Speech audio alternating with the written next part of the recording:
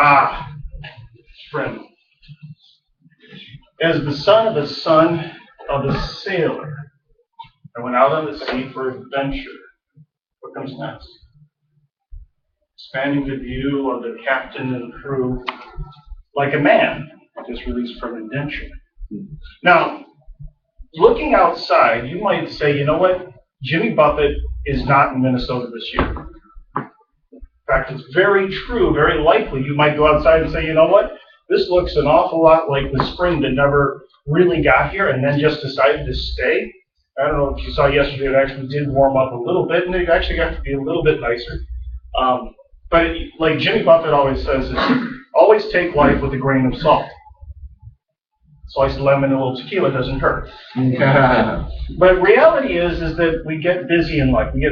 It's like a garage. Do you ever notice when you in college and in young life when you're moving from place to place to place to place? I always found that there was that closet of stuff, and no matter how big that closet was, it always seemed to be full.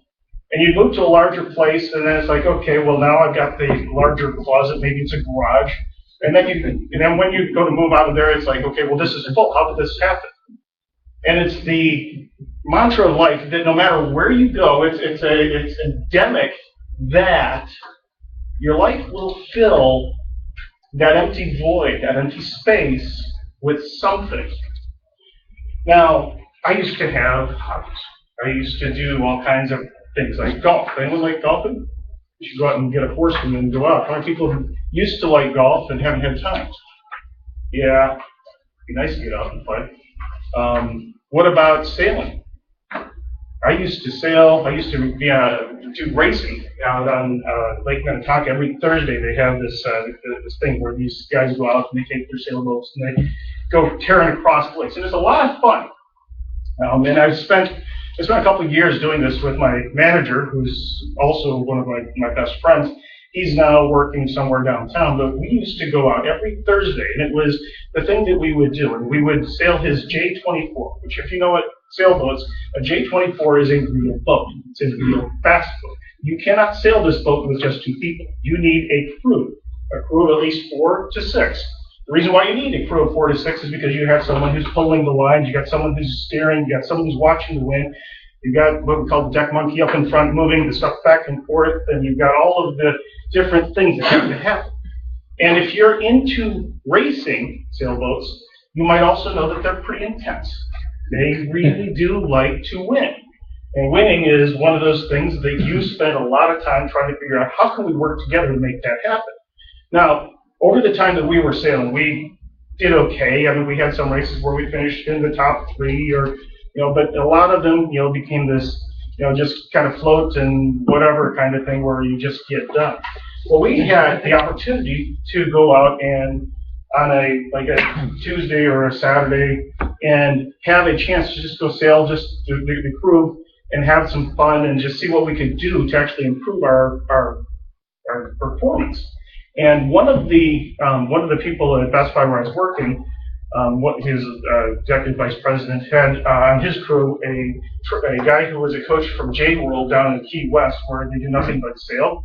He also worked as a marketing guy, which didn't hurt that he got that job working for this guy. But anyway, he was fairly skilled at this idea of sailing. So we had him out on our boat, and Sean was there, and we were like, okay, Sean, what can we do? We want to win some races. How can we go faster? And it was interesting because Sean looked at us, he said, there's nothing you can do to make this boat go any faster. What you have to do is stop doing those things that slow you down. And he said, you look at that rudder in the back, you're fighting. That's an anchor, it slows you down.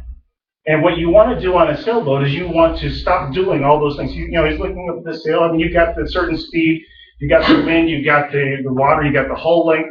There's a math formula that says how fast can this boat go, period. Nothing you can do to break the laws of physics to make it go any faster. But by adjusting what you're doing and how you're doing it, you can take down those resistances.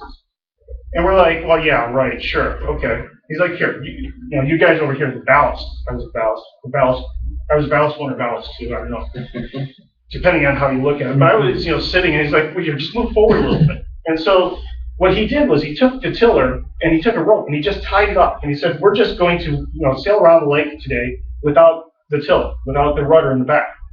And by tying that off, we moved our weight around forward and back to turn the boat. We moved forward, also we turned to the right. We moved back, we turned to the left. And we got to a point where we were just screaming back and forth across the lake. And what he called this was the trim point. The point where that boat is going along as well as it can. And it's just like in an airplane. If you're flying an airplane and you take your hands off the wheel, what happens? You crash and die, right? No, it doesn't. If you ask Payne Stewart, that plane will go straight line until it runs out of gas, and then it will crash and you'll die. But there's a trim point where it wants to find itself, where it's going to perform just about the best that it can. And in life, there's so many things that can get in the way. Where I look around and I'm like, okay, I left Microsoft 8 months ago, and I'm now, finding that I'm working weekends and I don't have time to do, mow my lawn. It's like I'm waiting for my wife to finish mowing because, it's like these simple things, the simple pleasures in life are just so busy because I'm letting everything else fill in that closet of mine. And what you need to do is find that trim point. Find balance. Life isn't meant to be, some people work so they can live, and other people live so they can work. It's like Guy Kawasaki said, it's not just doing things right, but it's doing the right things.